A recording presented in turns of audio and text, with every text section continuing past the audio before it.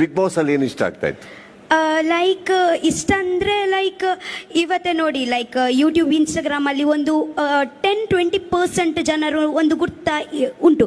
ಇವತ್ತೇ ಅಲ್ಲಿ ಹೋಗಿ ನನ್ನ ಒಂದು ಜನರು ಕಮೆಂಟ್ ಹಾಗೆ ಮಾಡ್ತಾರೆ ಲೈಕ್ ಓ ರಕ್ಷಿತಾ ಡ್ರಾಮಾ ಓವರ್ ಕ್ವೀನ್ ಅಂತ, ಲೈಕ್ ಓವರ್ ಆ್ಯಕ್ಟಿಂಗ್ ಯಾಕೆ ಎಲ್ಲ ಮಾಡ್ತೀರಂತ.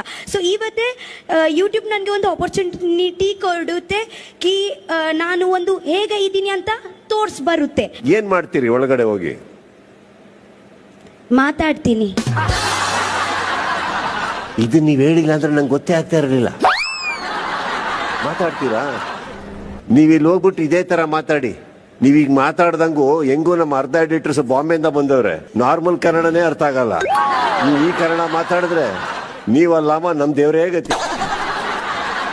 ಬಟ್ ಒಂದಂತೂ ಸತ್ಯ, ಈ ಮನೆಯಲ್ಲಿ ನಿಮ್ಮೊಟ್ಟಿಗೆ ಸದ್ಯಕ್ಕೆ ನನಗೆ ಗೊತ್ತಿರೋ ಹಾಗೆ ಯಾರಿಗೂ ಜಗಳ ಆಗಲ್ಲ. ಯಾಕೆ ಹೇಳಿ? ಯಾಕೆಂದ್ರೆ ಜಗಳ ಮಾಡ್ಲಿಕ್ಕೆ ಅರ್ಥ ಆಗ್ಬೇಕಲ್ಲ.